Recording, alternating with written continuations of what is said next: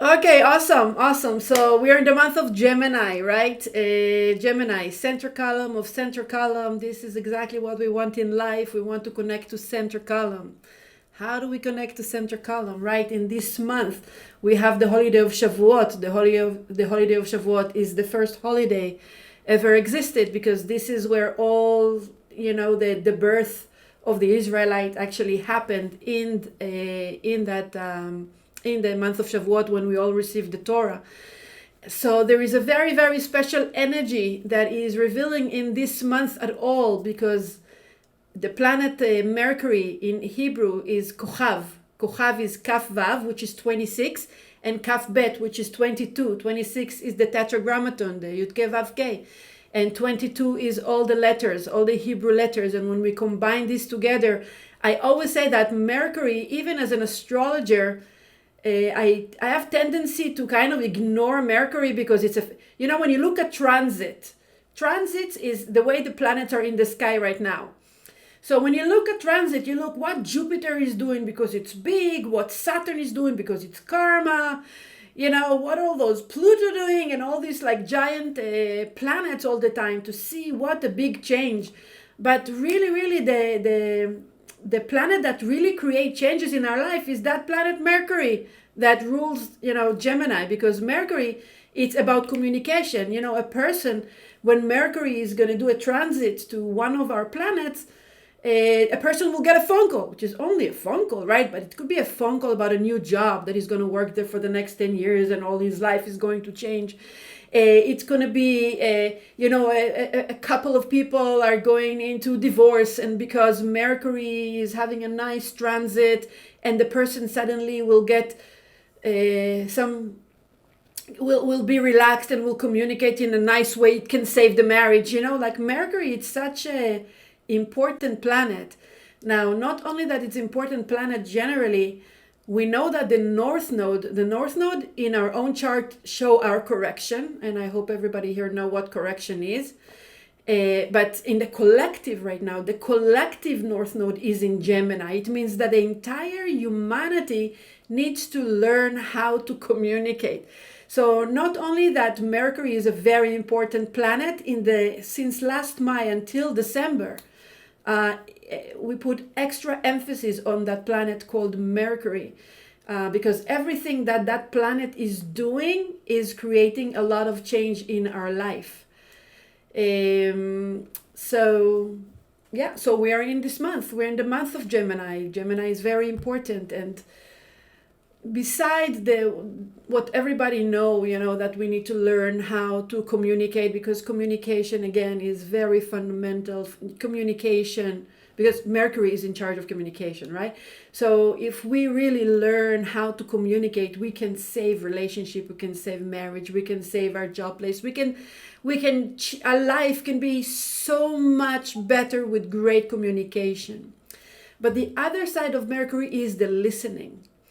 And listening, yes, we need to listen to someone else, because many times, Geminis, their mind going so fast. I mean, their mind is really going so fast that when you start to say something, they already know how you're going to finish the sentence.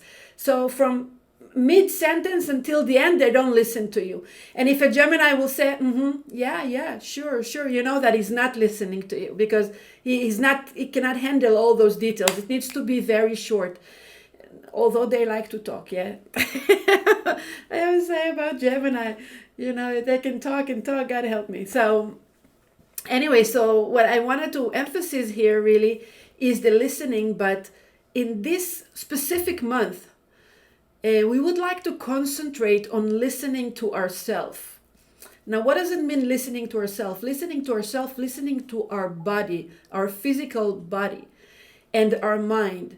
Because the way the things are happening in the sky right now, from astrological point of view, a lot of platforms, or a lot of structures or a lot of belief system is all being broken one after another. So and the universe is telling us, especially now that we're in the month of Gemini, okay? Gemini is to is to really listen, and because Shavuot is to really connect. And I don't want to repeat it because every year I'm telling you that, Gemini is two, right? So, we're talking about the one twin that is immortal and the one twin that is mortal, right? So we have like I said, Mercury, it looks like, just the talking. And if you really read about Geminis, they're notorious for being superficial, for not really learning to the depth. And, they just learn a little bit about everything and they can talk about it like they know so much. But they have the other side that is totally connected to divine. Remember, it's center column of center column. So it's very, very spiritual. It's a very spiritual sign. But you have to read between the lines of a Gemini energy, because their reality, the illusion, the 1% of a Gemini is very superficial. But if you really see Gemini and you can see in between the line and read in between the line of the Gemini, they're very spiritual. And when I'm talking in the new moon, or I'm not talking about a person, I'm talking about the energy of Gemini, because each and every one of us connect in a different way. Some Geminis, we can say there is a side of them that is very spiritual, but if a person per se is not connected, you can find until tomorrow, look, and you're not going to find any spirituality there. All right, so, but the essence of Gemini, this is where we can really receive divine. So the universe is talking to each and every one of us, Nobody can say the universe is not talking to them unless they're really not open to listen. Just to summarize it, so, we have all these platforms and all this belief system that is trying to be breaking through. All right, so Gemini is information, it's new information. And when we learn how to listen, we can hear, what we really want. What are the paths that we really need to take? And many times it can be different from something that we're already doing. But because we're so used to what we're doing, we are not open, or we're afraid, or we're stuck, and we don't want to, leave something that we already know and to gain new information or to listen.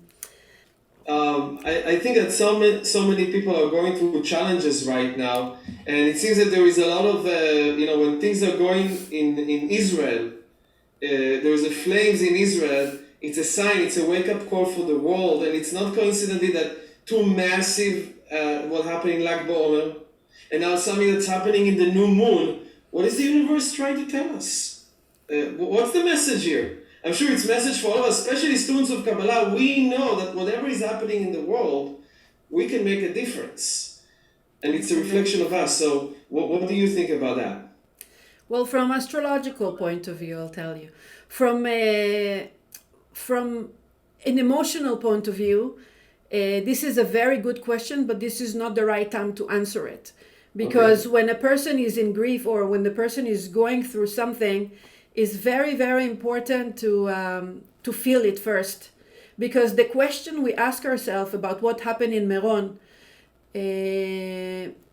people are giving their opinion because we are in Gemini, right? North Node Gemini. People give, no, it's not the North Node Gemini. It's the South Node Sagittarius. South Node Sagittarius. South Node is the past life in a personal chart, but in a global, it's something that we need to let go. So what Sagittarius is? Sagittarius is, I know already spiritually, I'm already connected. And people immediately, it's coming from past life, it's coming from this, it's because they don't have human dignity. And instead of really feeling the pain of the world and what we are going through, we're starting to come with smart answers.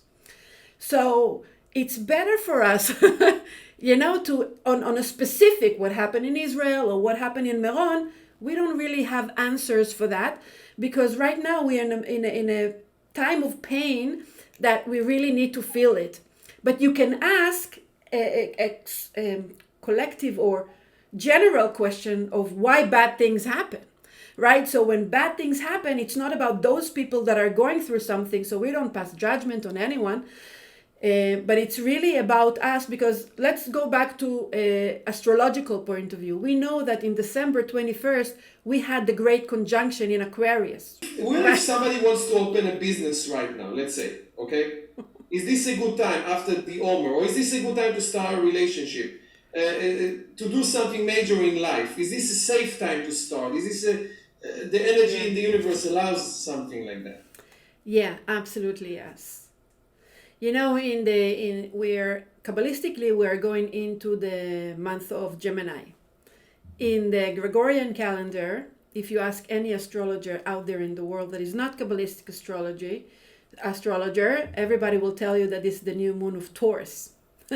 Why? Really? Because we are far behind. The Gregorian calendar and the Kabbalistic calendar is very much apart right now. That's why I guess that next year we're going to have a leap year, because we're going to have to put those together. Anyway, so it's the new moon of Taurus, and it's good for us because it's funny, because Taurus has within it relationship, money, business, abundance, healing, everything.